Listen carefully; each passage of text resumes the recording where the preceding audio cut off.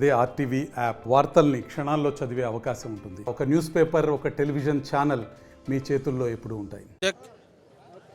Okay, రాష్ట్ర వ్యాప్తంగా కూడా ఇలా వైఎస్ఆర్సీపీ ఆధ్వర్యంలో కూడా చెలో మెడికల్ కాలేజ్ అనే నినాదంతో కూడా వైఎస్ఆర్సీపీ ప్రభుత్వ ఆధ్వర్యంలో కూడా 12 మెడికల్ కళాశాలలు అయితే ప్రారంభించడం జరిగింది. దానికి పూర్తిగా కూడా నిధుల కొరతతోటి కూటమి ప్రభుత్వం అయితే నిర్లక్ష్య వైఖరి ధోరణితో వ్యవహరిస్తుందని చెప్పేసి దానిపై నిరసన తెలియజేసేదాని కోసం ఈరోజు మెడికల్ కాలేజీకి వస్తున్న సందర్భంగా ఇక్కడికి మనతో పాటు వచ్చిన్నారు మాజీ మంత్రి, మాజీ శాసనసభ్యులు, అదేవిధంగా ఎమ్మెల్సీ అయినటువంటి వైఎస్ఆర్సీపీ నాయకులు జంకే వెంకటరెడ్డి గారు ఉన్నారు. అసలు ఈ నిరసన కార్యక్రమం దేనికి చేస్తున్నారు, అసలు వారు ముఖ్య ఉద్దేశం ఏందో వారు మాట్లాడి తెలుసుకునే ప్రయత్నం అయితే చేద్దాం. సార్ చెప్పండి, ఈరోజు ముఖ్యంగా మెడికల్ కాలేజీ దగ్గర మీ నిరసన కార్యక్రమం దేనికోసం చేస్తున్నారు? మీ ఛానల్కు నమస్కారం.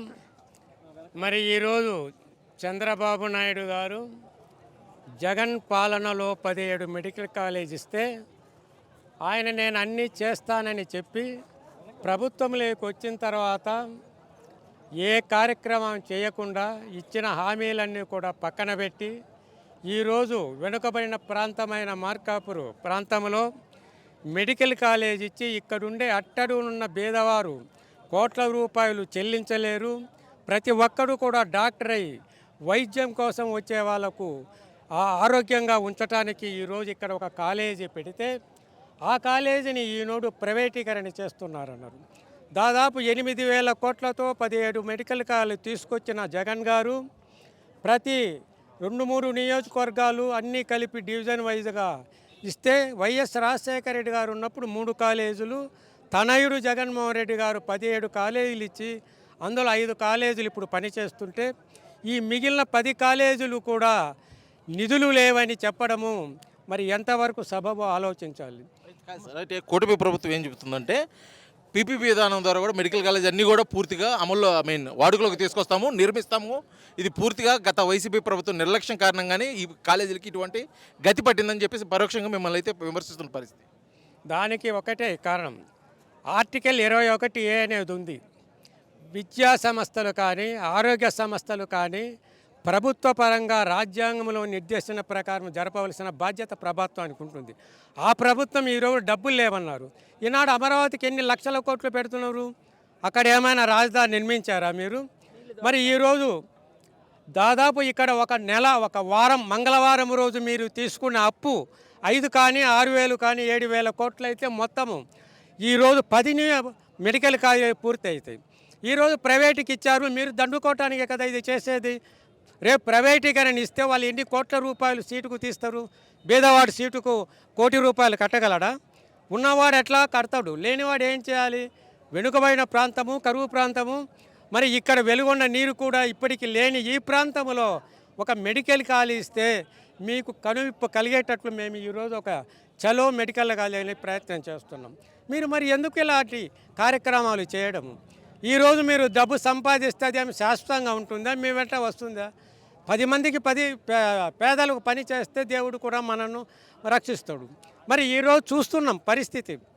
734 కిలోమీటర్లు ఉన్న కుప్పానికి కృష్ణా జలాలు తీసుకుపోయావే, మరి 20-30 కిలోమీటర్లు ఉన్న నల్లమల్ల ప్రాజెక్టుకి ఎందుకు నువ్వు నీరు ఇవ్వలేకపోయావు? ఎప్పుడు గతంలో వైఎస్ జగన్మోహన్ రెడ్డి వెలుగొండ పూర్తి అయిందని చెప్పేసి ప్రారంభోత్సవం కూడా జరిగారు, మళ్ళీ ఒకసారి ఎలాగాని అట్లా కాదు. అది మన జగన్మోహన్ రెడ్డి గారు ఉన్నప్పుడు రాజశేఖర రెడ్డి గారు 3,500 కోట్లు ఇచ్చేసి మొదలుపెట్టి చేసిండు. అదే 96లో నేను ఎమ్మెల్యే, ఆయన ముఖ్యమంత్రి.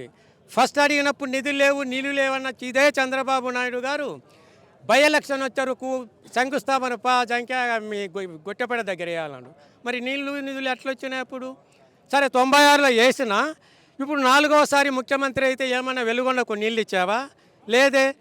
14లో నేను ఎమ్మెల్యేగా అయినప్పుడు నేను అసెంబ్లీలో అడిగా, సార్ ఆ రోజు మీరు ముఖ్యమంత్రిగా ఉన్నారు, నేను శాసనసభ్యుడి వెలుగొండ దగ్గర శంకుస్థాపన చేస్తే నీరు ఇస్తామని చెప్పి ఇవ్వలేదు. ఇప్పటికంటే జంకే నేనే ప్రారంభం చేస్తా చూడు అని చెయ్యి పైకెత్తి చెప్పిండు. కానీ ఏమైనా నీళ్ళు వచ్చాయా? అదే రాజశేఖర రెడ్డి గారు వచ్చిన 3,500 కోట్లు ఇచ్చి ఈరోజు ప్రాజెక్టు స్టార్ట్ చేస్తే తనయుడు జగన్మోహన్ రెడ్డి గారు వచ్చేసి 21 జనవరి మొదటి సొరంగం పూర్తి చేసి 24 ఫిబ్రవరి 2వ సొరంగం పూర్తి చేసి ప్రజలకు అంకితముడు. తప్పేముంది? చివరిగా కూటమి ప్రభుత్వం అటు సంక్షేమం ఇటు అభివృద్ధి రెండు కళ్ళలాగా పనిచేస్తుంది. 1.5 సంవత్సరంలోనే అనేక అభివృద్ధి సంక్షేమ ఫలాలు ప్రజలకు కూడా అందించామన్నారు. కానీ ఇప్పుడు మీ నిరసన చేస్తున్నారు, ఇప్పుడు ప్రైవేట్ కళాశాలలు ప్రైవేట్ పరం చేస్తున్నారు. ఇది కేవలం రాజకీయ స్టడ్గా చూడవచ్చు అని చెప్పేసి కూడా కూటమి ప్రభుత్వం అయితే మిమ్మల్ని నేరుగా కూడా విమర్శిస్తుంది. మేము రాజకీయాల కోసం చేయడంలో రాజకీయం శాశ్వతము. రాజకీయ నాయకులు 5 ఏళ్ళకు ఒకడు మారుతుంటాడు.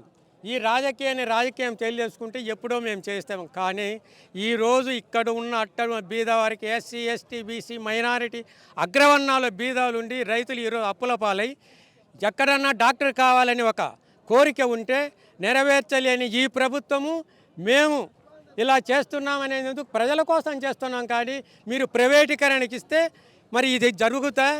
మీరు ఇప్పుడు ఇచ్చిన జీవోను వెంటనే దీన్ని ఉపసంహరించుకోవాలి. ఇదే మేము ఇలాగే చలో మెడికల్ కాలేజ్ మేము నిరసనలు కానీ ఇంకా పెద్దగా ఉధృతం చేస్తామని కూడా తెలియజేస్తున్నాం. ఇది మొత్తానికి కూడా ఈరోజు వైఎస్ఆర్సీపీ ఆధ్వర్యంలో రాష్ట్ర వ్యాప్తంగా కూడా జరుగుతున్నట్టు చలో మెడికల్ కాలేజ్, కేవలం మెడికల్ కాలేజీని ప్రైవేట్ పరం చేస్తూ పేదలకు వైద్యాన్ని అదేవిధంగా విద్యను కూడా అత్యధికమైన ఖర్చుతో కూడుకున్న విధంగా కూటమి ప్రభుత్వం చేస్తాం. కాబట్టి కూటమి ప్రభుత్వం చేస్తున్న కార్యక్రమాలకు మేము నిరసన తెలియజేస్తాము. మొత్తానికి ప్రైవేట్ కళాశాల ప్రభుత్వ పరం చేసేంత వరకు మేము ఏదైతే గతంలో కూటమి ప్రభుత్వం ఇచ్చిన హామీలు నెరవేరేంత వరకు కూడా మేము నిరసన అయితే చేస్తామని చెప్పేసి కూడా ఎమ్మెల్సీ జంకే వెంకటరెడ్డి గారు తెలియజేస్తున్న పరిస్థితి.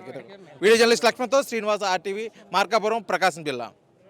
మరిన్ని వీడియోస్ కోసం ఛానల్ ని సబ్స్క్రైబ్ చేయండి. లేటెస్ట్ అప్డేట్స్ కోసం వాట్సాప్ ఛానల్ ని ఫాలో అవ్వండి. ఆ లింక్ డిస్క్రిప్షన్ లో ఉంది.